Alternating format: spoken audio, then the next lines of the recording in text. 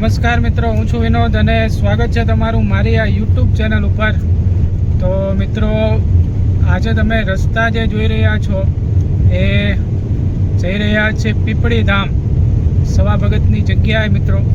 અને આ પાટડી તાલુકાની અંદર આવેલું છે, સુરેન્દ્રનગર જિલ્લાની અંદર। તો મિત્રો, જો સામે તમને દેખાય છે એ મંદિર છે અને આપણે ત્યાં જવાનું છે મિત્રો।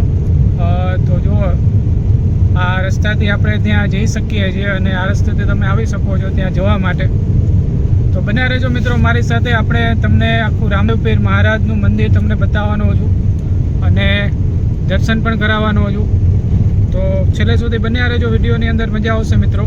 જઈએ આપણે ત્યાં અને દર્શન કરીએ, મળીએ મિત્રો આગળ।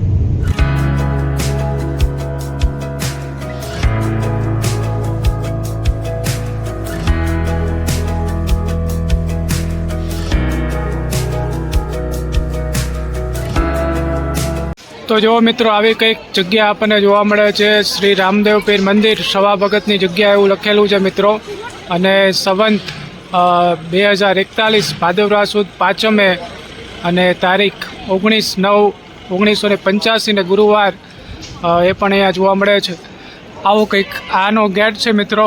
જઈએ અંદર અને દર્શન કરીએ આપણે આ રામદેવ પીર મહારાજના। તો બન્યા રહેજો મિત્રો મારી સાથે, જઈએ છીએ અંદર।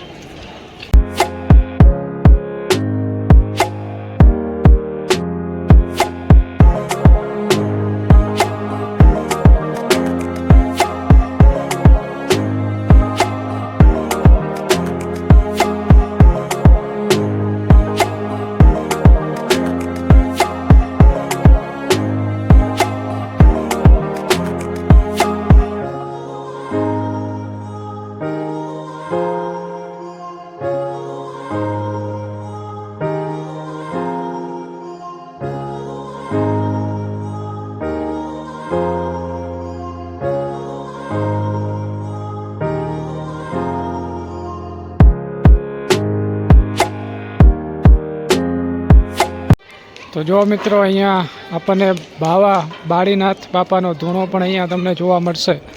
જો અહીંયા તમને બતાવી દો, અહીંયા લખેલું છે બહેનોએ અંદર પ્રવેશ કરવાનો નથી।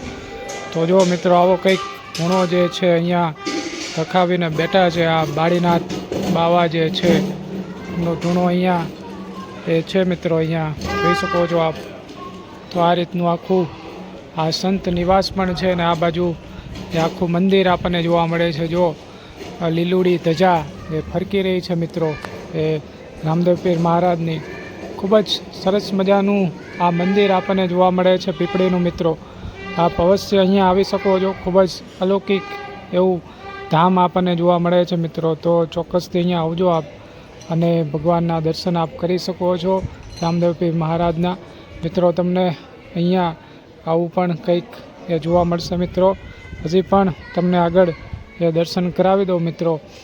એ બીજું નાનું મંદિર છે એના પણ। તો આ રીતનું આખું સરસ મજાનું કોતરણીવાળું બાંધકામવાળું આ મંદિર તમને અહીંયા જોવા મળે છે। જો મિત્રો, મેં તમને અંદરથી દર્શન પણ કરાવ્યા છે। અહીંયા મિત્રો આદ્યશક્તિ વેરાઈ માતાજીનું એક દેવળ જોવા મળે છે મિત્રો। તો કરીએ આપણે એમના પણ દર્શન। અહીંયા પહેલાં બીજા પણ નાનું મંદિર છે એ પણ જોઈએ છે મિત્રો। જો આ એ અહીંયા નાનું મંદિર પણ ખોડિયાર માતાજીનું આપણને જોવા મળે છે। અહીંયા આપણને વેરાઈ માતાજીનું આ મંદિર છે।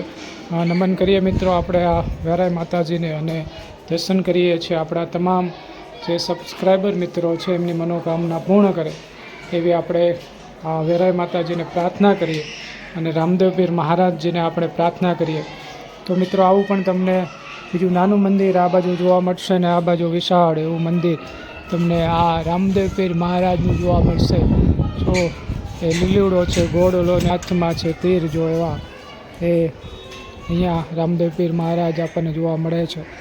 તો બતાવો મિત્રો, હજી આગળ બન્યા રહેજો મારી સાથે છેલ્લે સુધી। તો જો મિત્રો, આપણને આ સદગુરુ સવારામ બાપાજીનો આશ્રમ પણ જોવા મળે છે અહીંયા। જો આ સવારામ બાપા અહીંયા આપણને જોવા મળે છે। એ પણ અહીંયા એમની એ ફોટો તમને બતાવી દઉં છું। અહીંયા એ આ બધા એમના જે આગળ પરંપરા ચાલી રહી છે આપણને જોવા મળે છે। સવારામ સાહેબ છે, બળદેવજી મહારાજ છે, આ બળદેવ દાસ મહારાજ એ પણ અહીંયા આપણને જોવા મળે છે. તો આ રીતના મિત્રો એમનો આશ્રમ પણ અહીંયા તમે જોઈ શકો છો, એમના દર્શન કરી શકો છો મિત્રો. તો આ રીતનું આખું અહીંનું આ વાતાવરણ જે છે એ જોવા મળે છે. આગળ પણ બતાવું છું મિત્રો, બને